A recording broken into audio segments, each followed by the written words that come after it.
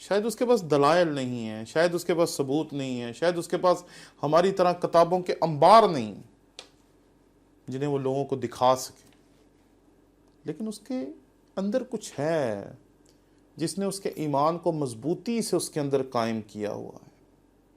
اسے اپنے اس ایمان کی انا کا پاس ہے، اس کے ایمان کی ایک انا ہے اس کے اندر کہ یہ میرا ایمان ہے، اور اسے اس ایمان پر فخر ہے۔ اس نے اسے چھوڑنے کی کوشش نہیں کی، اس کا مذاق اڑا رہے ہیں، اس کو پڑھ جاؤ، اس کو مارو، اس یہ کرو وہ کرو۔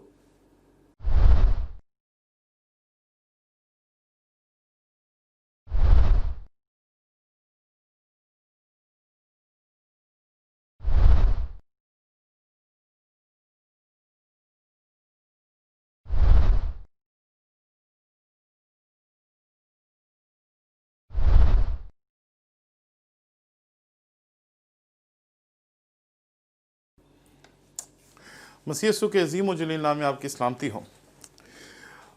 کچھ سال پہلے میرے ایک طالب علم نے مجھے بتایا کہ ان کے پورے خاندان کو ایک ڈاکٹر صاحب نے اپنے گھر میں بلایا۔ وہ وہاں پر ملازمت کرتے تھے، ان کا پورا خاندان کچھ صفائی کا کام کرتا تھا، کوئی ان کے باغبان تھے، کوئی ان کی دیکھ بھال کرتے تھے۔ انہوں نے پورے خاندان کو بلایا اور انہوں نے کہا میں آپ کی دعوت کرنا چاہتا ہوں۔ دعوت کے دوران انہوں نے اس گھرانے کے تمام افراد کو، جو تقریباً 30 یا 35 افراد تھے، ان کے سامنے کھانا پیش کیا، اور کھانے کے آخر پر انہوں نے ان کے سامنے ایک تشتری میں کچھ 60 لاکھ روپیہ رکھ کر پیش کیا، اور اس نے کہا کہ میں ساری عمر آپ کی محبت کا اور آپ کی خدمت کا قدردان رہا ہوں۔ آپ نے ساری عمر میری خدمت کی ہے، ساری عمر میری دیکھ بھال کی ہے، اور میں جب خداوند کے حضور جاؤں گا تو میں انہیں کیا جواب دوں گا کہ آپ نے تو میری خدمت کی، لیکن میں نے آپ کو سچائی کا رستہ نہیں دکھایا، اس لیے میں آپ کو سچائی کا رستہ دکھانا چاہتا ہوں، اور میں چاہتا ہوں کہ آپ سچائی کا رستہ دیکھیں اور آپ مسیحیت کو چھوڑ دیں۔ اس گھرانے کا ایک بیٹا جو کہ آئس کریم کی دکان پہ کام کرتا تھا، اور وہ صرف آرڈر ٹیکر تھا، آئس کریم لیتا تھا اور گاڑیوں میں لوگوں کو دیتا تھا، اور ان کے 10-20 روپے سے اس کا کام چلتا تھا۔ وہ کھڑا ہوا اور اس نے کہا کہ ہم جو ہیں ہم ٹھیک ہیں، ہمیں نہ آپ کے پیسوں کی ضرورت ہے، نہ کسی اور چیز کی ضرورت ہے۔ اور وہ اور اس کا پورا خاندان اس 60 لاکھ روپے کو وہیں چھوڑ کر واپس آ گئے۔ شاید آج بھی ان کے لیے 60 لاکھ روپیہ بہت بڑی رقم ہوگی، شاید ان کے پاس اتنے پیسے، اتنی املاک آج بھی نہ ہوں، لیکن ان کے پاس کچھ نہ کچھ تو ایسا ہے جس نے انہیں مجبور کر دیا کہ وہ 60 لاکھ کو چھوڑ کر آ گئے۔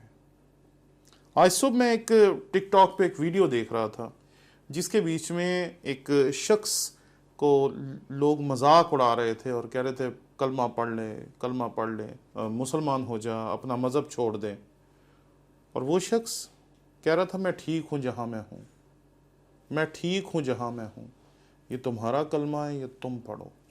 وہ شخص اتنا عقل مند، اتنا پڑھا لکھا، یا اتنا کوئی بہت اونچے سٹیٹس والا نہیں تھا لگ رہا، لیکن اس کے اندر کیا تھا؟ اس آئس کریم آرڈر ٹیکر کے اندر کیا تھا جو ان کے ایمان کو ہلا نہیں سکے؟ میں نے جب صبح وہ ویڈیو دیکھی تو میں نے اپنے بچوں کو کہا یہ ویڈیو کہاں سے آئی ہے، مجھے ذرا ڈھونڈ کے بتاؤ، تو پتہ چلا کہ کسی نے اس کی شکایت کی ہے، اور وہ ویڈیو جو ہے اب وہ ٹک ٹاک والوں نے ڈیلیٹ کر دی۔ ہمیں نہیں ایسا کام کرنا چاہیے، ہمیں نہیں لوگوں کو منع کرنا چاہیے کہ آپ ہمارے ایمان کے خلاف بات کریں، نو، کرنے دیں۔ ہم جس ملک میں رہتے ہیں یہاں مسیحیوں کا گلاس علیحدہ اور چوڑوں کی چیزیں علیحدہ اور ہر ایک چیز علیحدہ ہے۔ ہم نے اس ملک میں اپنے بزرگوں کو اپنا خون دے کر اس ملک کی زمین کو سینچتے ہوئے دیکھا ہے۔ آج ایک شخص میرے پاس آیا اپنے پیپرز ٹیسٹ کروانے کے لیے، اور اس نے کہا کہ ہم نے یہ کسی کرسچن سے پیپر ٹیسٹ کروائے تھے، اور جو صاحب تھا اس نے پھینک دیا کہ یہ کس چوڑے سے کروا لائے ہو۔ تو وہ میرے پاس آئے اور میں نے ان کے پیپر ٹیسٹ کر کے ان کو دیے اور میں نے انہیں کہا کہ انہیں کہنا کہ یہ ذرا نام دوبارہ پڑھ لیں. وہ جب گئے تو انہوں نے مجھے بتایا کہ کسی نے انہیں اب کچھ نہیں کہا. کیوں؟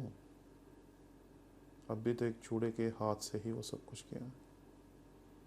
یہ بات یاد رکھیں، ہم اس ملک میں جہاں بھی چلے جائیں، جس مقام پہ بھی چلے جائیں، اگر کوئی شخص اپنی غلاظت کو ہم پہ پھینکتا ہے اور ہمیں کمتر، گھٹیا اور ہمیں چوڑا یا کچھ اور الفاظ ہمارے لیے استعمال کرتا ہے، اس سے ہمارے ایمان کو رتی برابر بھی فرق نہیں پڑنا چاہیے. مجھے وہ شخص بہت پڑھے لکھے، تعلیم یافتہ، امیر، رئیس اور قداور لوگوں سے بھی زیادہ قداور نظر آیا ہے. شاید اس کے پاس دلائل نہیں ہیں، شاید اس کے پاس ثبوت نہیں ہے، شاید اس کے پاس ہماری طرح کتابوں کے انبار نہیں جنہیں وہ لوگوں کو دکھا سکے، لیکن اس کے اندر کچھ ہے جس نے اس کے ایمان کو مضبوطی سے اس کے اندر قائم کیا ہوا ہے. اسے اپنے اس ایمان کی انا کا پاس ہے، اس کے ایمان کی ایک انا ہے اس کے اندر کہ یہ میرا ایمان ہے، اور اسے اس ایمان پر فخر ہے. اس نے اسے چھوڑنے کی کوشش نہیں کی. اس کا مذاق اڑا رہے ہیں، اس کو پڑھ جاؤ، اس کو مارو، یہ کرو، وہ کرو. اور تاریخ میں ایسا ہوتا بھی رہا ہے، ہوا بھی ہے ہمارے ساتھ.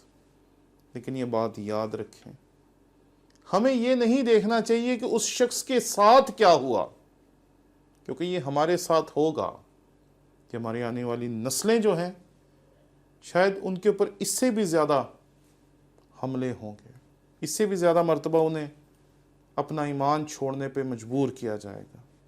اس لیے آئیں اپنی آنے والی نسلوں کو مضبوط کریں، تیار کریں، تاکہ وہ کسی کرکٹر کی طرح، کسی ہیرو کی طرح اپنے ایمان سے انکار نہ کرتے.